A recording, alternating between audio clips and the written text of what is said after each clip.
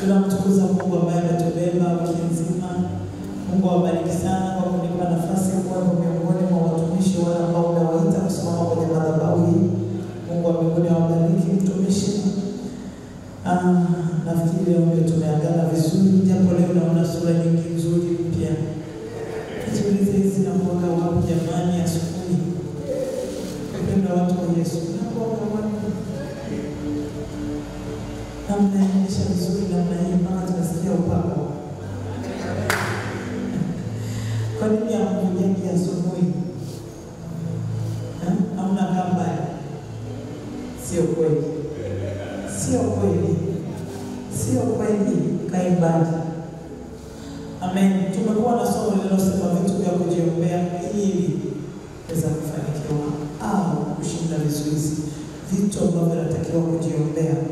Vitu ambavyo wewe kama mwana wa Mungu au ambao waamini katika ushirikina, yaani unajua wewe unaihizi au una chochote, vitu hivi lazima uviombe, yaani ujiombee vitu hivi ili uweze kufanikiwa katika maisha yako ya kila siku. Jambo la kwanza watu wa Mungu tulisema nini? Na uliokuwepa hapo tena leo. Jambo la kwanza tuliokuwa tukishughulika ni mipaka. Mipaka. Watu wa Mungu tunawekewa mipaka kwamba ufike hapa lakini usipite. Utafika hapa lakini usipite. Mungu anataka tufanikiwe katika mambo yote sawa sawa na waraka wa 3 wa Yohana ile sura ya 1 na mstari wa 2 anasema mpenzi na ufanikiwe katika mambo yote na kuwa na afya yako kama vile roho yako ifanikiwavyo. Kwa hiyo mafanikio ni kupata matokeo mazuri katika kila jambo unalotia mkono wako kufanya. Bwana Yesu asifiwe. Kwa sisi tunatakiwa kufanikiwa katika mambo yote, na ndio maana amesema kwenye kitabu cha Mwanzo ile sura ya 1 mstari wa 28 anasema Mungu akawabarikia. Mungu akasema zaeni mkaongezeke. Baraka ya kwanza ulionayo kama Kristo ni ya kuongezeka. Yaani sio tu kwamba nimeanzisha duka ninabaki na duka hilo la 100,000. Kila siku natakiwa kubadilika. Kama watoto ambao mtu amejifungua leo, watoto wanakashikilia hivi, kesho naenda unabadilika. Na maana kasipokuwa na matokeo kwa watoto ulikokazaa, bado mzazi anaanza kuwa na maswali. Kuna shida gani kwa mtoto? Ndivyo na Mungu anatamani kutuona kwamba kila tunachokifanya anatamani kuona tukifanikiwa. Na popote mahali ulipo, Mungu anataka aone ukimzalia matunda. Unafanya biashara, unafanya kazi, wewe ni mama wa nyumbani, popote ulipo hapo Mungu anataka aone mabadiliko kupitia wewe. Anasema kwenye kitabu cha Waefeso sura ya 1 mstari wa 3 anasema basi atukuze Baba wa Bwana wetu Yesu Kristo aliyetubariki kwa baraka zote, sio moja, zote kwenye ulimwengu wa roho ndani yake Kristo. Amen. Kwa shetani kwa kulijua hilo kwamba sisi baraka ya kwanza iliyotoka kwetu ni sisi kufanikiwa. Kwa hiyo anatuzuia sisi kufanikiwa, anatuzuia sisi kuongezeka. Haimpi shida kuanzisha jambo, haimpi shida shetani kuanzisha biashara, lakini ambacho kinampa shida ni wewe kupiga hatua kubadilika. Na ni kwa nini anapambana na mabadiliko au maongezeko? Kwa sababu kupitia maongezeko ndipo jina lako wewe linabadilika. Na hapo ndipo Mungu wako anatukuzwa. Amen. Tunasoma kwenye kitabu cha Luka ile 19, aliwaita watumwa akawapa talanta. Ama kwenye Mathayo anasema akawapa fedha wafanye biashara. Aliporudi akataka kujua kila mmoja kwenye kile alichompa amezalisha nini. Yule ambaye kuzalisha anasema hivi, kwa nini ya kwangu kuitoa kwa watu wa riba ili wazalishe, ninapokuja nikute ile ya kwangu na faida yake. Kwa hiyo kumbe Mungu katika kila jambo anataka aone faida. Sasa faida sana ndio wapi? Yaani isikusumbua kuanzisha jambo. Unapata nini kwenye hilo ulianzisha? Hicho ndicho Mungu anachotaka. Mungu si Mungu wa hasara, na maana yeye ni Mungu atufundishaye tupate nini? Mungu si Mungu wa hasara. Unapoona unafanya vitu vinakupamba hasara, hapo itoe Mungu alipo. Kuna namna ambayo shetani tayari ameshatia mkono wake. Na natupa nguvu nazo amkanazo ili upate utajiri. Kwa Mungu anataka kuona ukitajirika, ukifanikiwa, unachokifanya kikiongezeka. Yaani kama tangu mlivyolijua na ndivyo lilivyo mpaka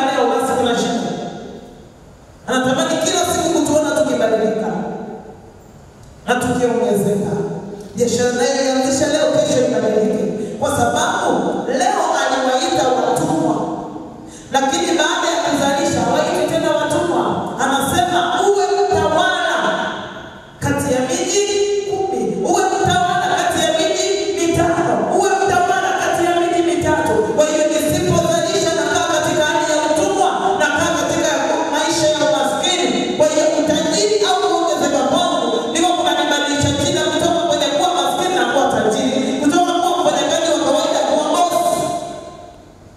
Kwa hiyo chochote kinachompa shetani shida kwamba huyu akibadilika anabadilika na jina, Yesu wake anatukuzwa. Hakuachi. Naomba tujitafakari tu. Unajua kuna wengine ndio wanasoma ndio wanafanya kazi, wanafanya biashara. Jiulize mapambano yako, bidii zako. Yaani bidii zako, jinsi ambavyo unajituma ndicho unachopokea. Yaani matokeo yanalingana na nguvu unayotumia kwenye kupambana. Kwa hiyo unatumia nguvu nyingi na unapata matokeo kidogo.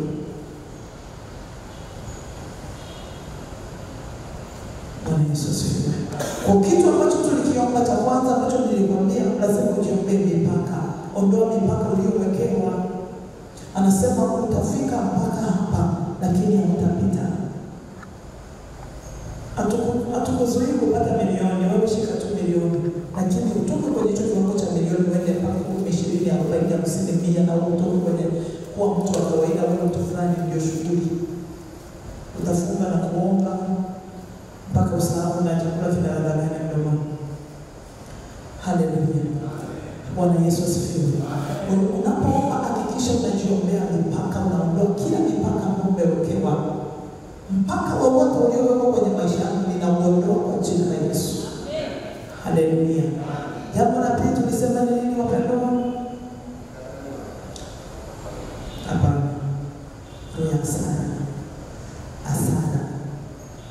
Asana. Mungu hataki hasara.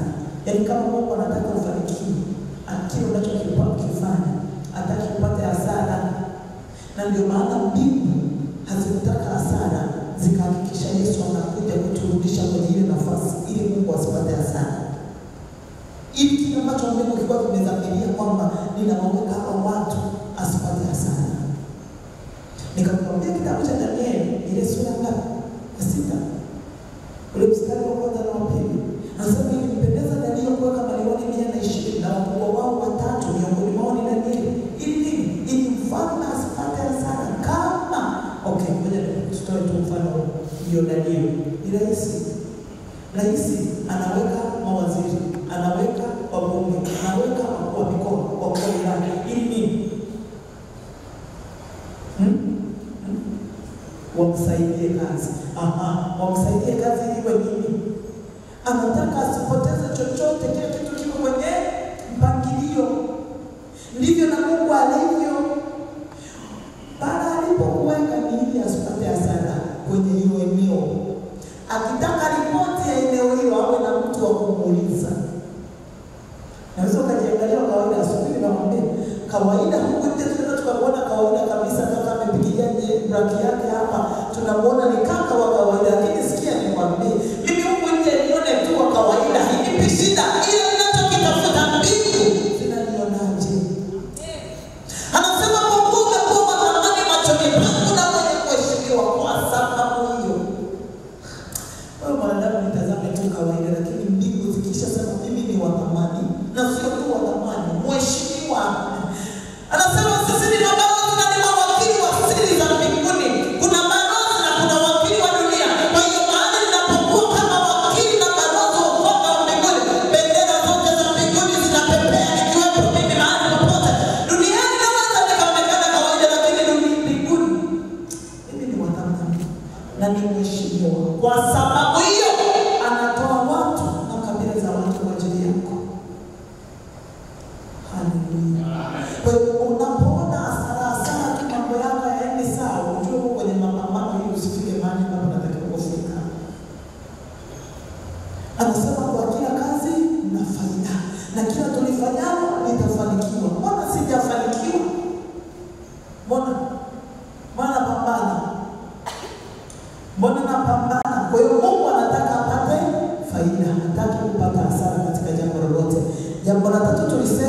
tuliunganisha mawili katika moja.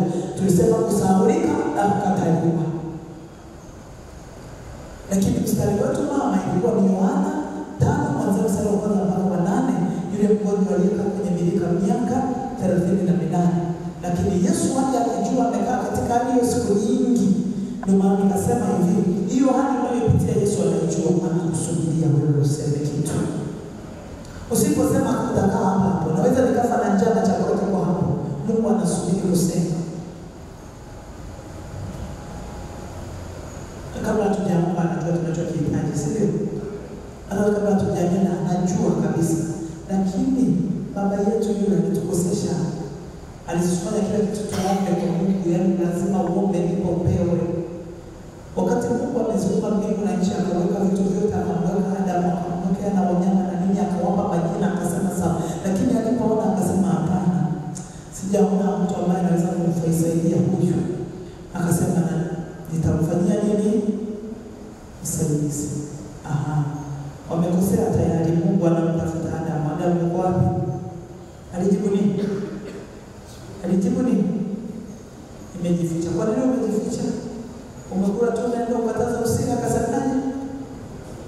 Huyu mwanamke uliyenipa. Kwa sababu huyu mwanamke uliyenipa na nilikupa hujaniomba, sasa kuanzia leo mwanadamu kila kitu lazima uombe. Ndio niombe. Ili hata kija kitakuminya. Usirudie ukaniambia ni wewe ulinipa. Lazima kila kitu omba. Nasema ombeni nani mtapewa. Kwa nini tusipewe bila kuomba sasa? Lazima uombe. Ili ambacho umekiomba uomba kiatu kikubana. Usiseme ni wewe ulinipa kiatu. Kikubane ni wewe. Haleluya. Sinaona anasema ni huyu mke uliye. Lakini maswali ya hawa watu wawili yanatofautiana. Mwanaume anaulizwa uko wapi? Mwanamke anaulizwa nini hiki ulichokifanya? Kwa hiyo alifanya kitu ambacho hakijampeleka. Wanawake tufanye vilivyotupeleka kwa jina la Yesu. Haleluya. Kwa tulisema kukataliwa na kusahaulika. Ukisahaulika hakuna namna unaweza kufanikiwa. Ukikataliwa na watu, tulisoma kwenye kitabu cha Luka 19, anasema watu wa mji wakamkataa, wakamchukia, wakasema hatumtaki mtu huyu, hatutamani. Ukikataliwa, nilitolea mfano. Wenda unauza chipsi, unauza labda vitumbua, unasuka nywele, unashona, ukaniuzia vitumbua mwaka jana, nikakuta vitumbua labda vina mchanga. Unauza chipsi, siku hiyo nimepita na njaa zangu, nimechukua chipsi, nikala kumbe zimepoa, ni mwaka jana hiyo. Leo hii na rafiki zangu kuna mahali tunakwenda jamani njaa na pale kuna kibanda cha chipsi. Hapana, chipsi za pale wali za baridi. Uwe ni za toka mwaka. Leo tuko mwaka huu tunazungumza chipsi za umekataliwa. Siku hizi kuna gesi, siku hizi kuna umeme. Hizo chips kama ni za baridi wanakumbukizia kwenye mafuta, wanapasha dakika hiyo wanakupa chips za moto. Lakini kwa sababu umekataliwa, mtu anatembea na historia ya mwaka. Hata kama ulishaacha kutengeneza vitumbua na uza kalimati, anasema vya pale ni vya baridi. Ni kwa sababu umekataliwa. Amen. Na kuna kitu naweza kukitenda ambacho kupitia hicho ndicho kinatakiwa kukunyanyua kupeleka sehemu nyingine. Ukisahaulika, jana hapa nikatoa mfano. Labda wewe ni mfanyakazi bora, unatakiwa kupandishwa cheo. Lakini ukisahaulika, mama hapa wa huko ndani akatoka ushuhuda kwamba yeye alikuwa mfanyakazi bora mwaka fulani, wakamsahau. Mwaka uliofuata ndio wanakumbuka. Hivi wewe ulikuwa umeandikiwa barua ya ufanyakazi bora? Fikiri leo mwaka huu mimi ndio nimekumbukwa na Mungu. Nimeandikiwa barua ya kwamba mimi ni mfanyakazi bora. Ina maana ninapokwenda kupokea ile barua yangu kuna vigelegele, kuna shangwe, kuna sherehe inayofanyika. Mwaka huu umepita, nimesahaulika. Mwakani ndio wanakuja kukumbuka, Lydia alitakiwa apate barua yake na zawadi yake. Nitakwenda kuipokea kawaida tu kama barua ya kuomba kazi. Hamna kigelegele, hamna shangwe, hamna ubwabwa, hamna kuku. Kwa sababu umefanya nini? Umesahaulika. Na kumbuka kipindi hiki ambacho ilikuwa hiyo barua ni ya vigeregere, kulikuwa na neema ya mimi kuinuka. Ninaposauliwa nikaja kupewa mwakani, kuna kipindi hapa nimeaswa ambacho sikutakiwa mimi kuaswa. Okay, ngoja nikupe mfano. Tumesoma habari za nani? Za Yusufu. Kwenye Mwanzo 40. Ametafsiri ndoto za mwishaji na mwokaji. Akamwambia mwokaji, wewe utakufa, wewe mwishaji utarudi kwenye nafasi yako. Na kama alivyotafsiri akamwambia, ndugu, utakapokwisha kuyapata yale mema ambayo nimekutafsiria, ukienda kule usije sana, unitaje kwa yule mheshimiwa. Maana ni nani ambaye tuchukulie chetu. Leo hapa nifunge safari niende kaingia kwa rais kweli. Nitaingia siku moja watanilima vibao vizuri vilivyokoka pale mlangoni. Unatafuta nini? Sasa kuna namna mimi siwezi kwenda kwa Samia, lakini pale kwa Samia kukiwepo na mtu anaweza akanisemea.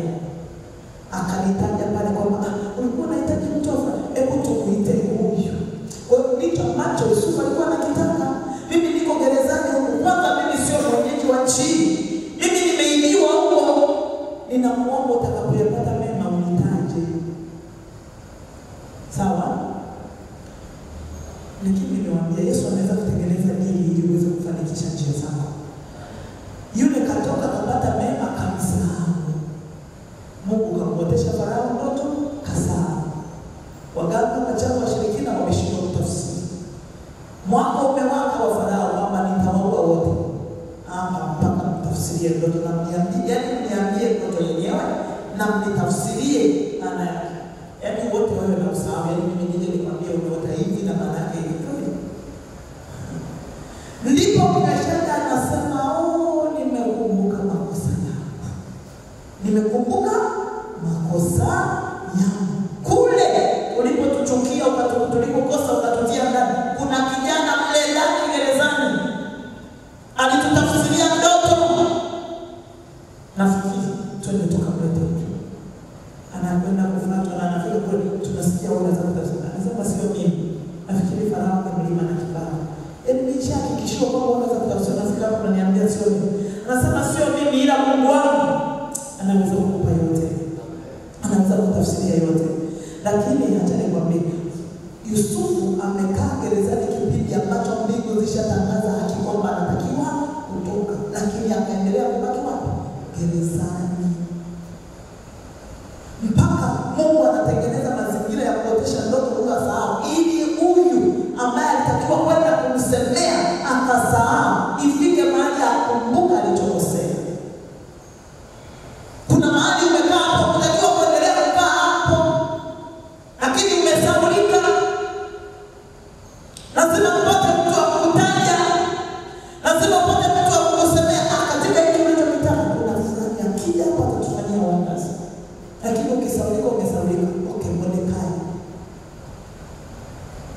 Mfalme Ahasuero, wale wasimamizi wa mlango wanapanga njama za kuua. Mordekai kagundua nini? Kaenda kumwambia hao wanataka kuua. Wamekamatwa, wameuliwa wapi? Yeye kaendelea kubaki wapi? Kwenye nini? Miaka imeenda.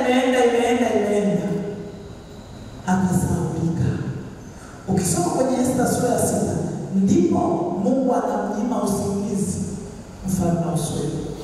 Akakumbuka kile kitendo, ndipo anauliza, hivi alifanyiziwa nini yule? Hebu niletee na kitabu cha Kumbukumbu. Akafungua kitabu na anakumbuka.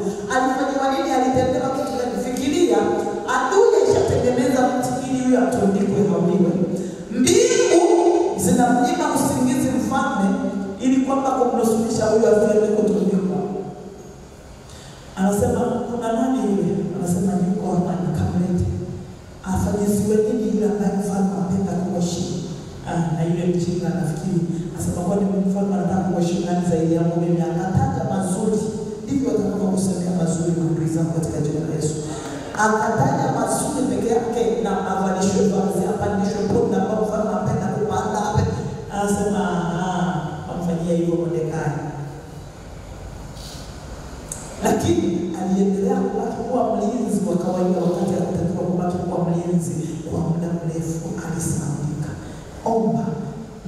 akusaidie. Usisahaulike kwenye maisha haya katika jina la Yesu. Usikataliwe na watu. Usiombe kujipendekeza kwa watu. Omba kibali kwa Bwana. Mungu akupe kibali kutoka kwa watu. Anasema ndivyo utakapopata kibali mbele za Mungu na mbele za watu, ukajipatia akili njema. Haleluya. Haleluya. Okay, na leo tuliangalia roho nini? Ya kucheleweshwa. Roho ya kucheleweshwa. Lakini tunarudi kwenye ile mstari wetu mama. Yule mgonjwa Mungu anamuuliza, Yesu anamuuliza, unataka kuwa mzima? Anasema sina mtu wa kunitia birikani. Ina maana alisaulika na alikataliwa pia, kwa sababu pale waliwepo wagonjwa viwete ambao hawajiwezi, lakini mbona wengine walikuwa wanapata msaada wa kutiwa kwenye birika? Mpaka majira yanapita yale, maana kwa kila jambo kuna majira yake. Majira ya kutibuka kwenye kisima ili wagonjwa waingie wapone. Wengine wanaingia, yeye haingii, anapambana na jitahidi, lakini akifika pale anatokea mwingine mbele yake, yeye anaendelea kubaki pale pale. Na maana alikataliwa na pia alisaulika. Na tunapopita kwenye nasoma muda mrefu, tunabaki kuwa na maelezo yasiyo na mwisho. Unajua mimi asingekuwa yule mpiga kinanda, mimi ningeshajua vizuri. Yani singekuwa yule anayeimbishaga mimi, na mimi ningekuwa shajua kuimba vizuri. Sasa tupunguze maelezo. Mungu anataka kujua unataka kufanyia nini. Ndicho mwambie afanye katika jina la Yesu. Haleluya. Sasa nataka nikutajie hili moja tu, tumshukuru Mungu, turudi nyumbani. Roho ya utasa. Watu wa Mungu tunafanya vitu vingi lakini havizai. Tunafanya vitu vingi havifai nini? Havizai. Anasema kwamba mtu hakutakuwepo aliyetasa wala mwenye kuharibu mimba. Lakini mbona tunafanya kazi nyingi lakini hatuna vitu vya kuonyesha? Ona kataro ya utasa kwenye maisha yako. Sasa ni kwenye kile kitabu cha Luka 5:5 anasema Bwana, tunafanya kazi ya kuchosha usakuta na tusipate kitu. Kwa unafanya kazi lakini haupati kitu, ni roho ya utasa. Hakikisha unajiombea, unakataa hiyo roho ya utasa kwenye maisha yako. Hii ni roho inayokunyima matokeo. Kwa sababu kwa kila kazi mna faida, lazima upate faida. Ukiona una faida, ujue kuna utasa kwenye maisha yako.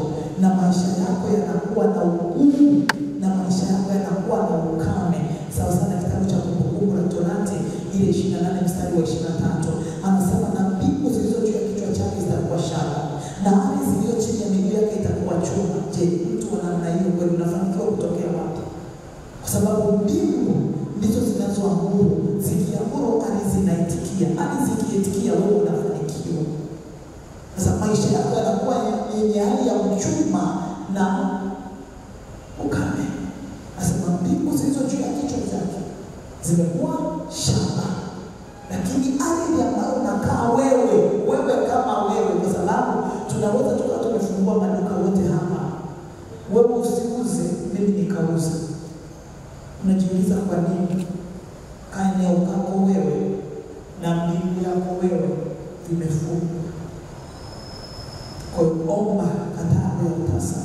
Ndio maana hiyo Kumbukumbu la Torati 28:12 anasema atakufunulia Bwana hazina yake nzuri na yenye mbingu, na kunyeshesha mvua nchi yako kwa wakati.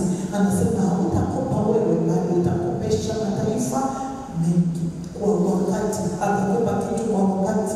Kitu kinakuwa kina maana. Nilikuwa nahitaji 10,000 leo, ije kesho, leo shateseka. Kwa hiyo anaposema atakufunulia mbingu na kunyeshesha mvua ya nchi yako kwa wakati, ina maana ninapokuwa na uhitaji nipate msaada kwa wakati. Naomba usimame. Haleluya. Haleluya. Haleluya. Haleluya. Wangapi wamepata vitu ambavyo vinaweza kuwasaidia? Amen. Hakutakuwa na maana yoyote mimi kuwepo hapa siku tano asiwepata wakupata kitu hata kimoja cha kumsaidia. Nimefanya nini? Hakutakuwa na maana. Lakini muombe vipindi vyetu vipo hata cha asubuhi kimisha mkana tayari. Wewe andika tu Lidia Kagisa, andika Lidia Kagisa, andika Monavia, Mwalimboni Monavia, utapata vipindi vyetu tulivyokuwa navyo hapa.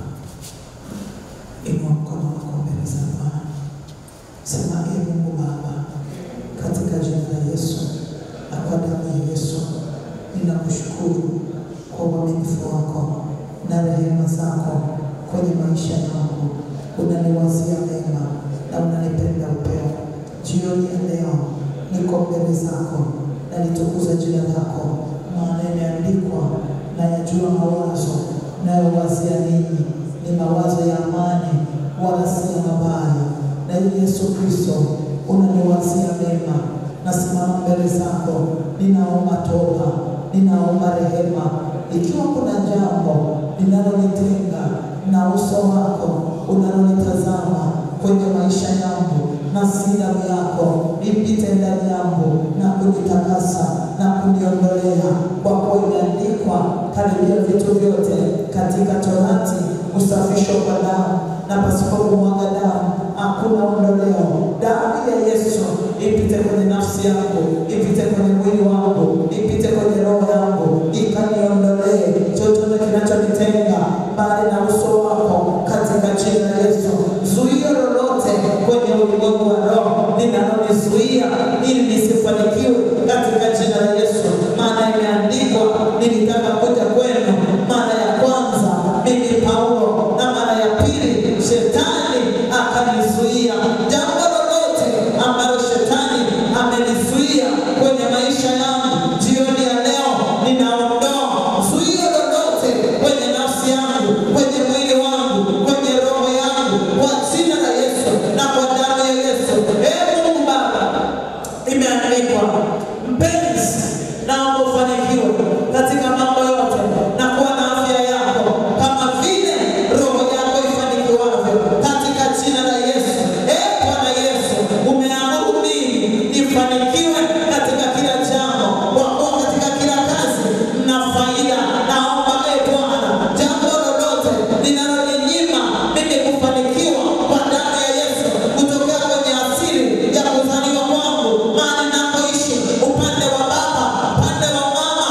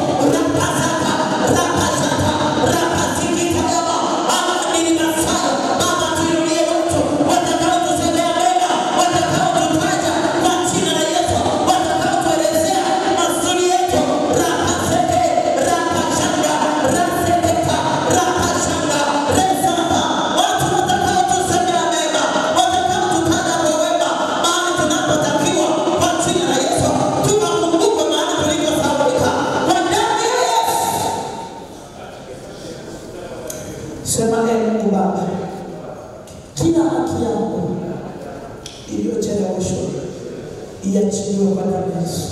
Na kwenda kwenye ulimwengu wa roho, maana imeandikwa, ingawa tunaenenda katika mwili, hatufanyi vita kwa jinsi ya mwili, maana silaha za vita vyetu si za mwili, bali zina uwezo katika Mungu hata kuangusha ngome kwa damu ya Yesu. Bwana Yesu, kila kilicho cha kwamba kilichozuiliwa na kucheleweshwa kwenye ulimwengu wa roho, kiachiliwe leo, kiachiliwe leo, kiachiliwe leo kwa jina la Yesu. Haya, anza kuombea haki zako, haki zako, haki zako, riziki zako ziachiliwe, mipango yako iachiliwe. Ulitakiwa kuombesha fika mahali fulani, lakini haujafika kwa sababu umecheleweshwa. Anasema kilichotarajiwa kikikawia na zinaungua kwa damu ya Yesu.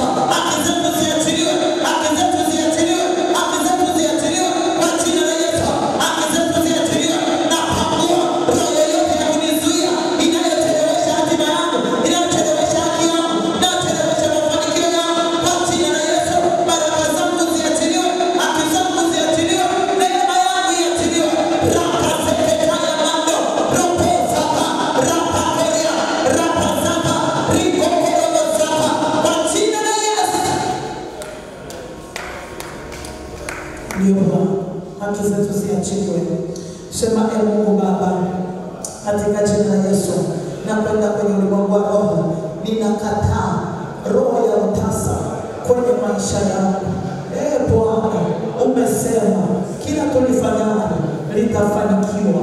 Jambo lolote linalonizuia mimi kufanikiwa kwenye maisha yangu, kwa damu ya Yesu ninaondoa roho ya utasa kwenye hatua zangu, kwenye maisha yangu. Utasa ulioachiliwa kwenye nafsi, kwenye mwili, kwenye roho, huo utasa ulioachiliwa kwenye mikono yangu, kwa damu ya Yesu naondoa utasa kwenye miguu yangu kwa jina la Yesu, kwa damu ya Yesu. Haya, kataa roho ya utasa kwetu. Hakuna mwenye kuharibu mimba wala aliyetasa, hakuna utasa kwetu. Maana nasema zaidi mkaongezeke, zaidi mkaongezeke, zaidi mkaongezeke.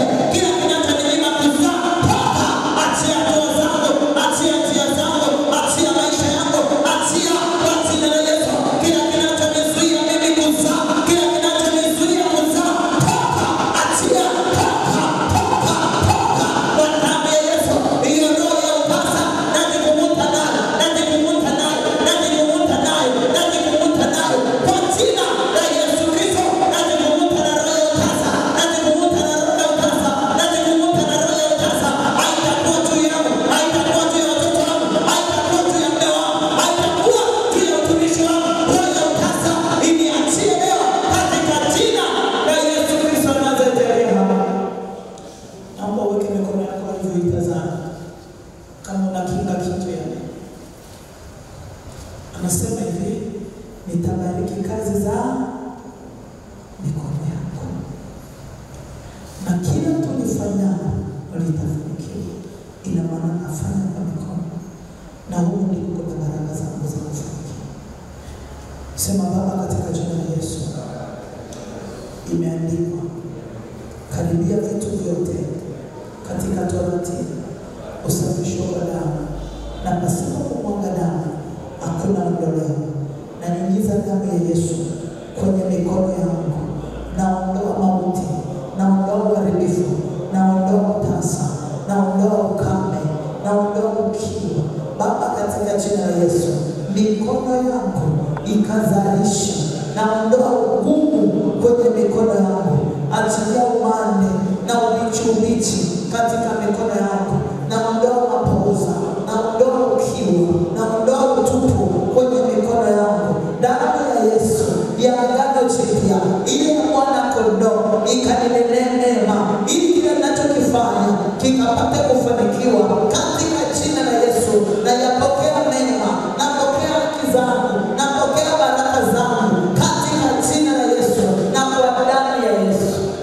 Inua mkono wako wa kulia juu, mkono wa kulia tu juu. Sema, Baba, katika jina la Yesu, na kwenda kwenye ulimwengu wa roho, nalitaja jina langu mbele zako. Sasa taja jina lako. Sema, nalitaja jina langu mbele zako. Mimi ni ndia kabisa, najitaja mbele zako, ninakataa kifo cha kabla ya wakati. Sema ninakataa kifo cha kabla ya wakati.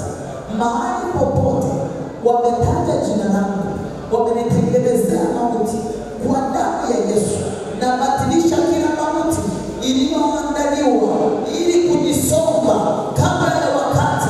Maana imeandikwa, nina wingi wa siku katika mkono wangu wa kulia. Ewe mkono wa kulia, utakuwa na miaka mingi iliyojaa neema, iliyojaa mema, iliyojaa uzima. Ninakataa mauti ya mwili na kiroho. Sitakufa mimi wala nitaishi. Sitakufa mimi bali nitaishi na nitayaelezea makuu ya Bwana. Mauti yoyote, ajali yoyote, laana yoyote iliyopangwa juu yangu, mimi niliyakatiza na nititenga nayo kwa damu ya Yesu. Inua mkono kushoto. Sema, Baba, katika jina la Yesu, imeandikwa, nina utajiri na heshima katika mkono wangu wa kushoto. Na nyunyiza damu ya Yesu katika mkono wangu wa kushoto. Utajiri wangu, heshima yangu, vilivyoshikiliwa na ufalme wa giza, vilivyozuiliwa na ufalme wa giza, jioni ya leo ninafungua heshima yangu, utajiri wangu, vikanijilie, vikanijilie, vikanijilie, vikanijilie kwa jina la Yesu. Neema yangu yakanijilie kwa jina la Yesu. Ninakataa roho ya kudharaulika, ninakataa roho ya kukataliwa. Heshima yangu, utajiri wangu, vikanijie, utajiri wa roho na utajiri wa mwili kwa damu ya Yesu. Ee Bwana Yesu, ninakushukuru kwa sababu umesema, nayajua mawazo unayoniwazia mimi ni mawazo ya amani wala si ya mabaya, kunipa mimi tumaini siku zangu za mwisho.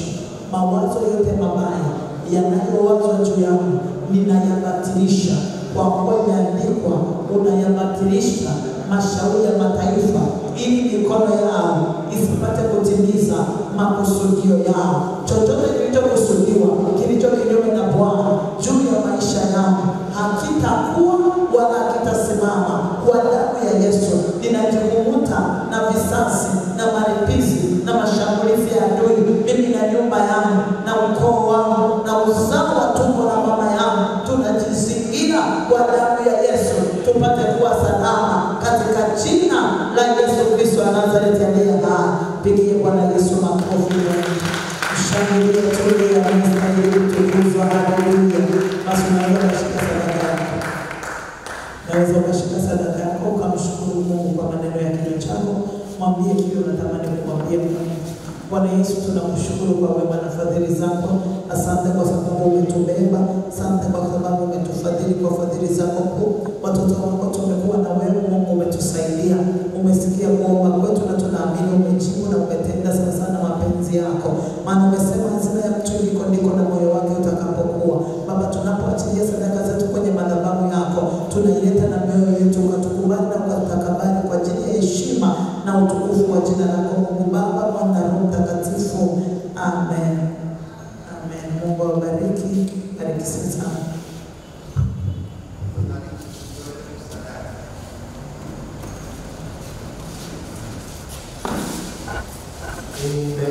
Nimekombolewa na Yesu aliyenilemia, kwa bei ya mauti yake. Nimekuwa mtoto wake, kombolewa,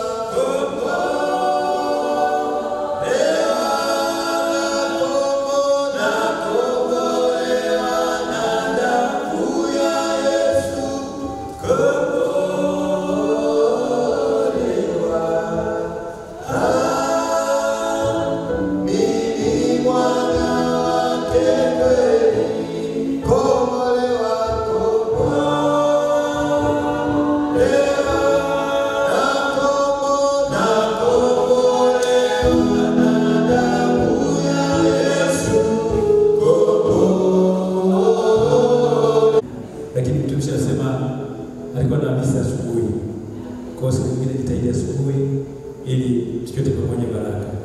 Tushirikiane neema ya Bwana Yesu Kristo na upendo wa Mungu na ushirika wa Roho Mtakatifu ukae nasi sote sasa na hata milele.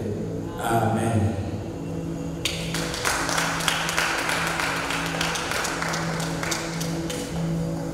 Hallelujah.